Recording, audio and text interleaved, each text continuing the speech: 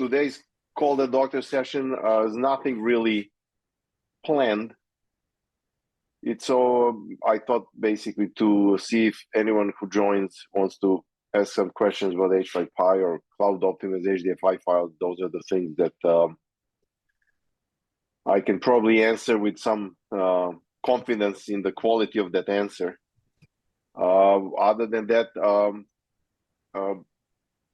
if there are some other issues people want to talk about HDF related or some questions, that's also a possibility.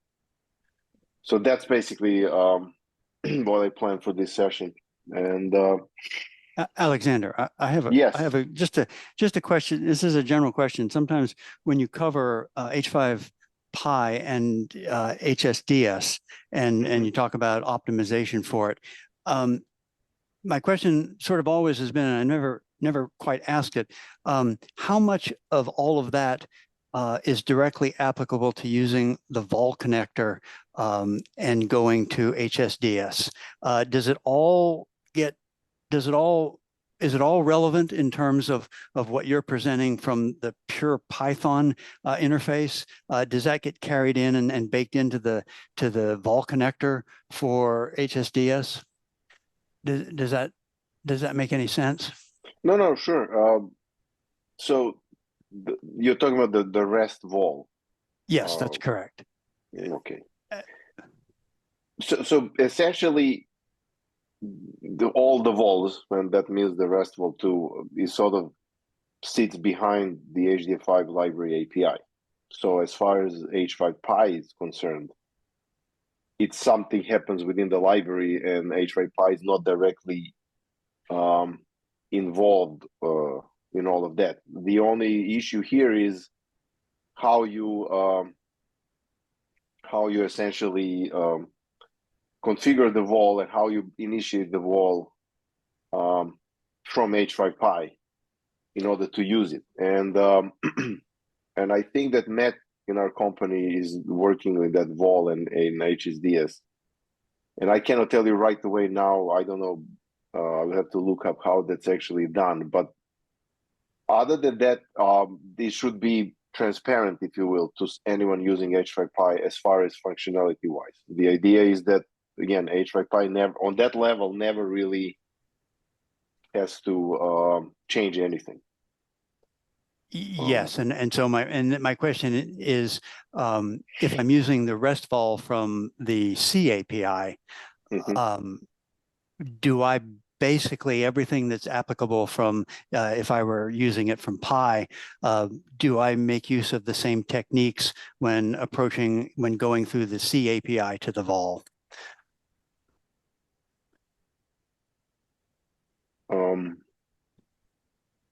So what do you mean if you the same techniques? You basically would, assuming that HSDS is set up and running, yes, and all this talking from REST vol to the HSDS instance is working. Then again, from h5py, you would just use h5py as normally you would, and then within, h5py would talk to the HDF5 library, and then HDF5 library within internally would do the right thing for the vol to go to HSDS and everything else. So essentially, on the h5py level, there isn't much more you needed to do. Yes. Again, by instead of setting up configuration, where is the endpoint of HSDS instance and all the other things that you would have to do anyway, even if you're doing from the C application. Yes, because if I were looking at it from the C application, I guess most of the time when we talk about HSDS, it's through h5py. So I didn't know really what sat in the layer between h5py and its use of the vol. Are there things that need to be duplicated for whether efficiency or throughput if I'm using the vol from directly from the C API? Because I'm coming in from, let's say, a native application, and I want to use the REST vol. If somebody comes in and says, "Oh, they're using h5py talking to HSDS and they have no performance issues," is there something that existed in h5py that I would then have to be aware of because I'm going to need to do the same kind of techniques on the pure C level that sits above the RESTful? If someone is happy with the h5py performance and RESTful, I think you should be even happier if you're using C. Okay. RESTful. Okay. Yeah. So I didn't know if there was any secret sauce that h5py was doing that needed to be duplicated if I'm going in straight from a C API. No. I mean, okay. Eventually, even from h5py, you would, speaking now, like you end up calling h5d read, for example, of the HDF5 library. Yes. And yes. that's exactly what you would call from your C library. So everything about the vol happens below that h5d read level. So okay. I didn't want to just assume it because I didn't because I'm not involved in the h5py and I don't use it, so I don't know. I wanted to double check that everything that when you talk about h5py and using the RESTful, I can pretty much assume I can accomplish the equivalent from using the RESTful from pure C or C++. that's correct. Okay. Yes. All right. Thank you for clearing that up. I've been meaning to ask it, and when you go over these things, and I just wanted to make sure that was the case. If so, it's good news. Alexander? Yes. I totally agree with everything you said. And I'm thinking too that, however, h5py may be like wrapping multiple API calls underneath some Python looking interface, macroizing them in a way. But perhaps async stuff or something else. h5py is not doing async anything yet. Okay. If it like bundles any multiple API calls into one of its high-level things? Oh, yes. Sorry, wrong language. Yes. Yes, correctly. So that's what I'm saying. If someone is happy with h5py performance and RESTful, then definitely someone who would be using C or C++ would be also, or even more, because h5py is, yes, on that Python level, there are very often, there is a multiple of HDF5 library API calls to set up things, to query things, to understand what is going on. I'm just thinking Rob's question, it's all true, you can do it in C, but you might have to do a lot more API calls than what it looks like in h5py. Yes. Cool. It is more verbose programming in C or C++, correct. But so that's why h5py makes it more concise, but then the price to pay is that it makes its calls multiple calls, and then they may not be always optimal for whatever people want to achieve, for example, but that's how it goes. Yeah, totally, exactly. So it does bear some looking at some of these things, how h5py does the implementation in terms of maybe chaining together certain API calls, because those that same thing might be useful depending on the C application. It could be useful in that domain as well, because it still has to go rest to the vol, rest to the HSDS and back. So there may be some things to learn there from looking at the implementation of h5py at the lower level. That is correct. And yes, so remember, h5py was developed in this current form basically 10 years ago, just a little bit more than 10 years ago. And so that time, everything that was existing was just, files in a file system. And so many things were very fast and cheap to do. And so h5py heavily relied on that you need to provide me a lot of information up front. I can figure it out by myself, calling all the other library functions to inquire about things. With RESTful now, yes, it really it really, thinking about all those things, you will have to examine how many times, for example, RESTful makes HTTP requests to HSDS instance, for example, and then try to see if it's too much. I guess this whole thing should actually be handled more within the RESTful itself, just because that's how it's the right way to do, because you can't really, h5py is written how it's written, and I don't think you could now say, well, for this RESTful, actually completely different function. I think that would be a little bit more complicated to do. Yes. To maintain and implement. But yes, I think the next step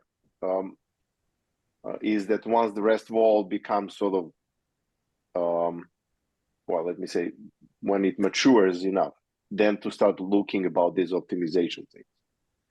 And I know that Matt in our company and John Reedy are working a lot sort of mature RESTful to the point that it's really support a full range of capabilities in the library and features. And so I think that's the next step, start saying, you know, what can be reasonably optimized.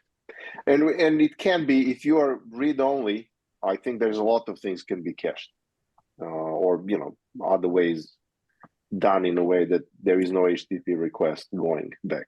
Read, write, and those other things, then it's a bit more complicated, always. Yes. Okay. All right. Thanks, Aleksander.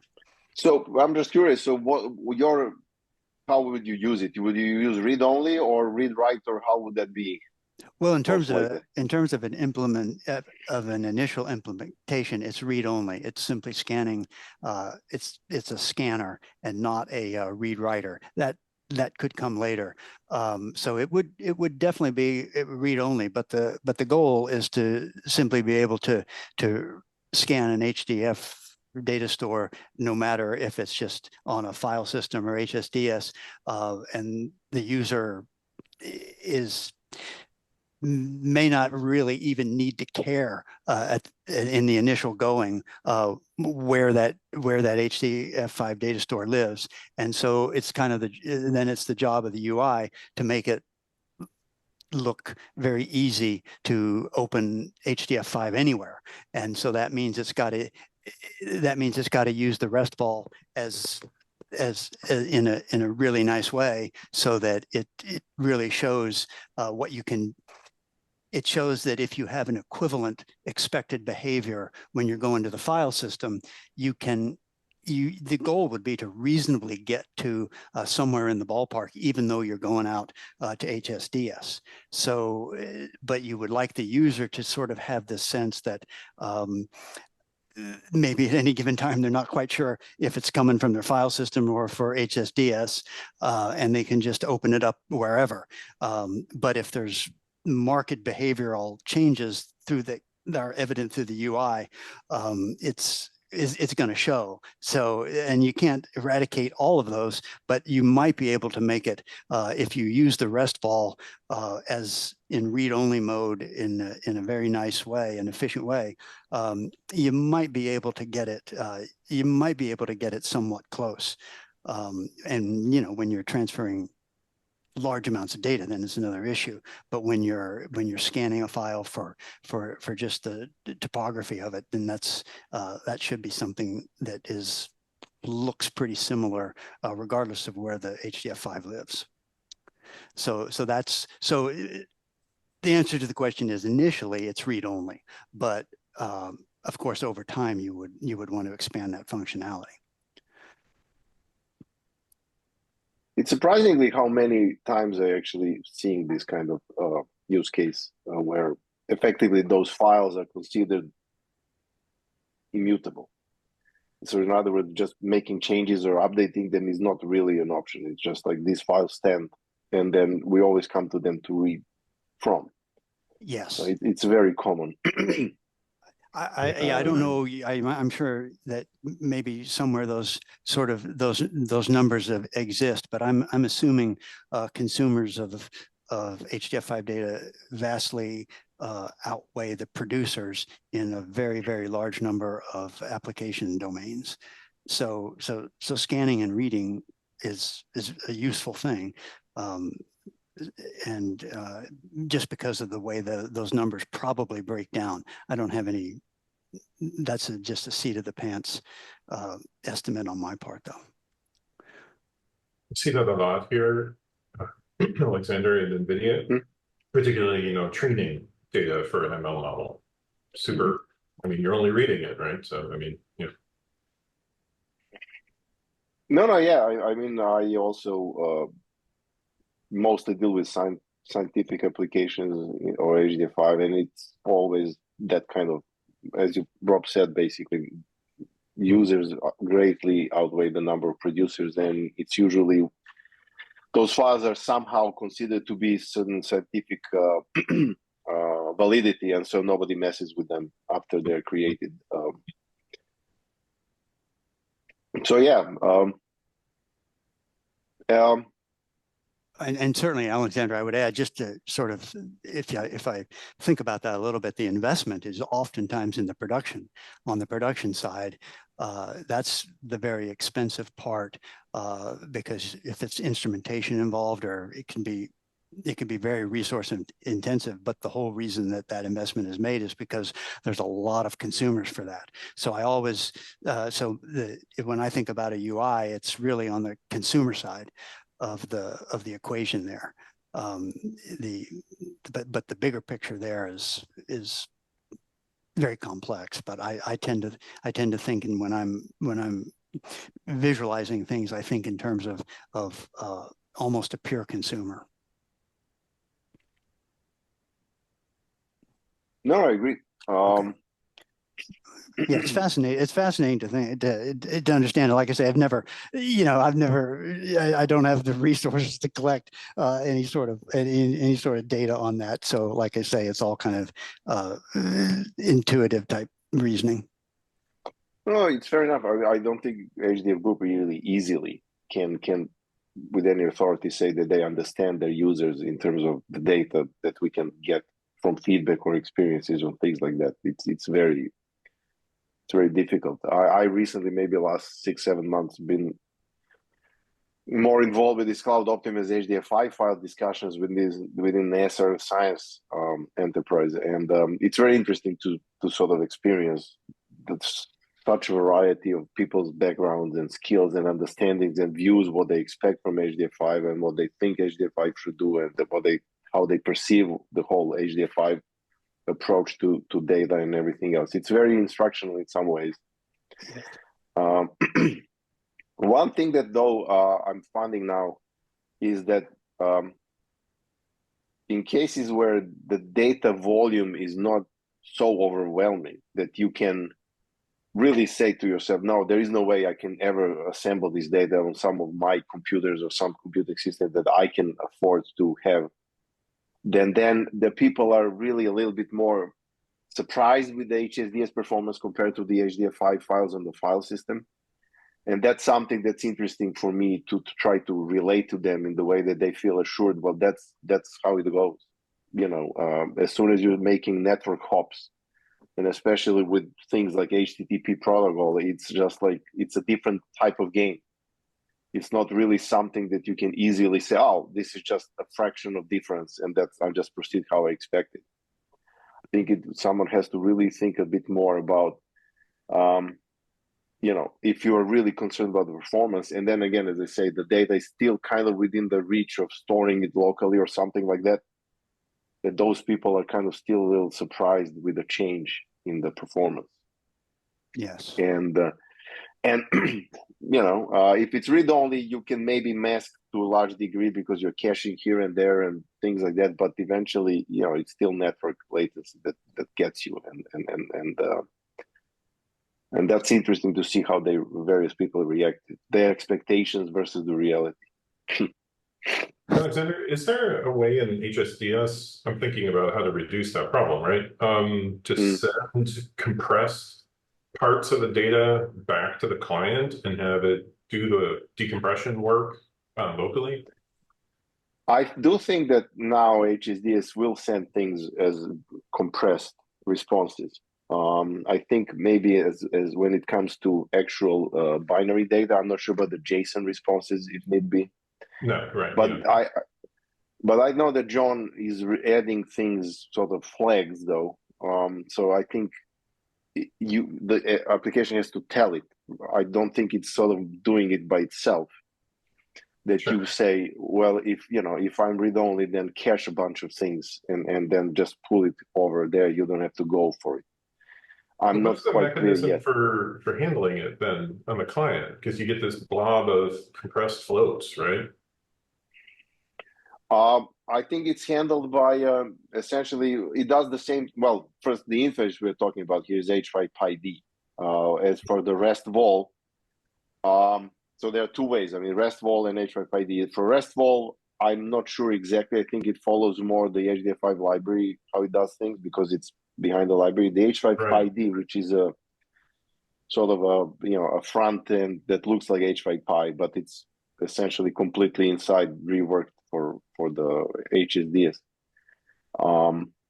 h5py uses NumPy, and so as it receives chunks and binary responses, it essentially builds up the NumPy array as it gets the data and gives you a NumPy array just like the h5py would give you.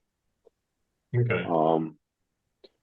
Sounds like somewhere, if it's happening, then there's a custom client that's receiving the compressed data, because in the RESTful case, you've intercepted the read call, so the library is out of the picture at that point, and you've got to do the decompression in your vol connector.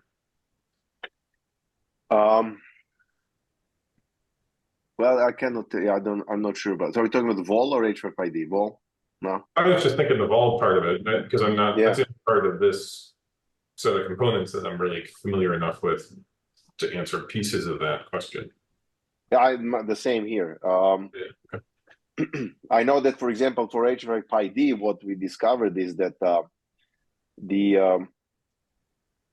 he needs basically all this compression, decompression, those methods that HDF5 library has, and all these filters built for the library's use could not work for HSDS because he needed to supply a buffer of bytes and then just decompress, whereas the plugins were all done to work with the library, how the library expects to do things. Yeah, I mean, you could write a shim that did it, but still. Yeah. Okay. Yeah. So, so who is h5py part of the HSDS project from the HDF Group? Or is it separate? Yes. Okay. Yes. John Reedy, I just is met, but yeah, very early on when this whole work of HTTP, HDF5 RESTful API, that kind of stuff, essentially he took h5py and gutted it inside, just kept the front walls and the roof, and the windows and the doors, and so yes, so h5py.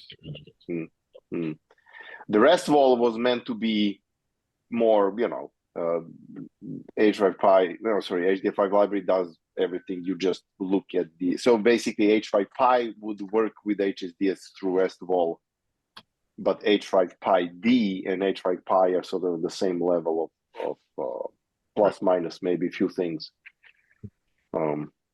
Yeah. Cool. Just got a couple of these just keep coming up with this question, and I'm like, I don't know. I gotta go do some research, and I figured we can talk. No, fair enough. So any other questions?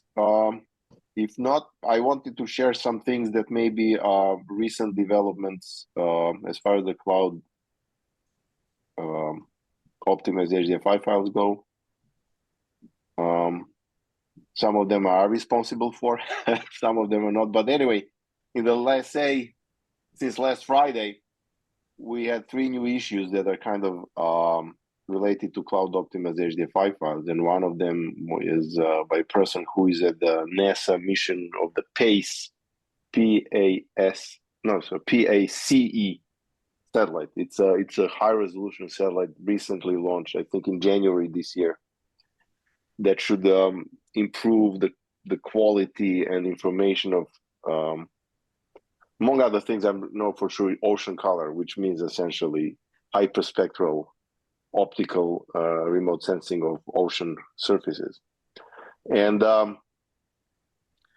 And so they are one of the missions that are now looking at cloud-optimized HDF files. And he submitted this issue that essentially wants to improve how rosary VFD and entirely the library and all the command line tools are actually dealing with the AWS authentication tokens. Right now he discovered that essentially the rosary VFD does not respect these things that are now became essentially the normal way of behavior. That you define these environmental variables, and then any application that needs to talk to AWS S3 just picks them up and works with them. So that's something that happened last week. They're trying to do, they try to do H5LS, and this is their S3 object or netcdf4 files, and so that's one issue here.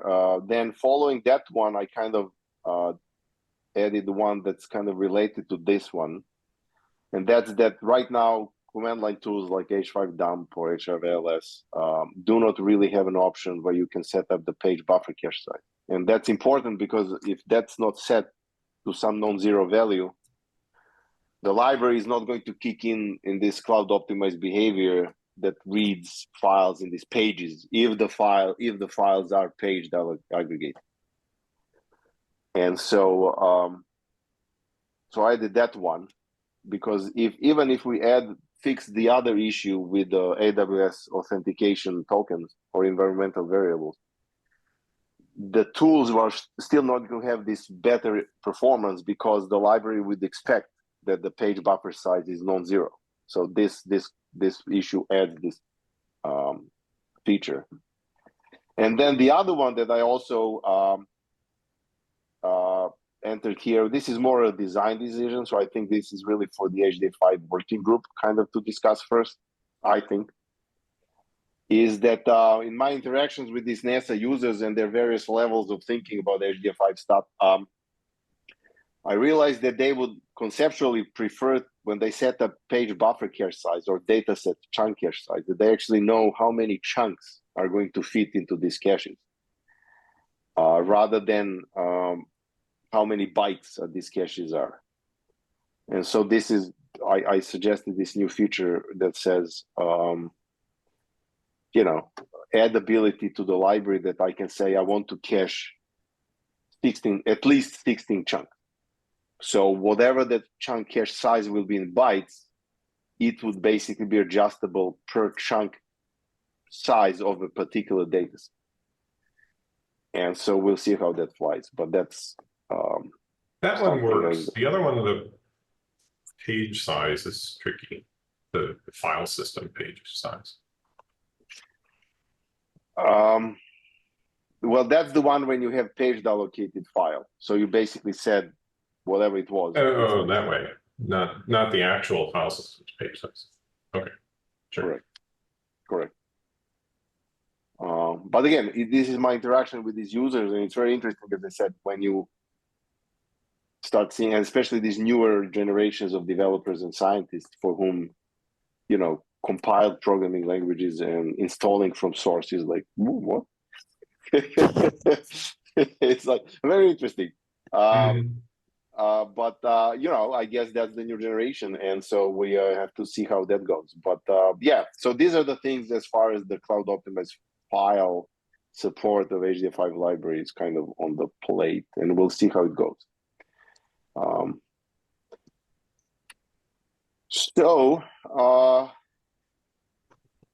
Other than that, any other questions or comments or anything like that? We're coming up at the half an hour, I guess, for the session.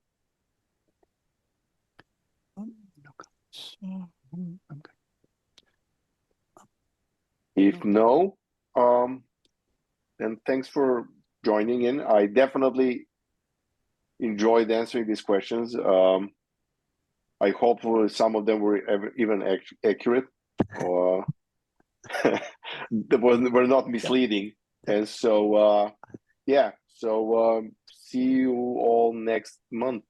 And hopefully I'll have something more specific to talk about. So Thank you very much. Thanks. Bye-bye. Bye.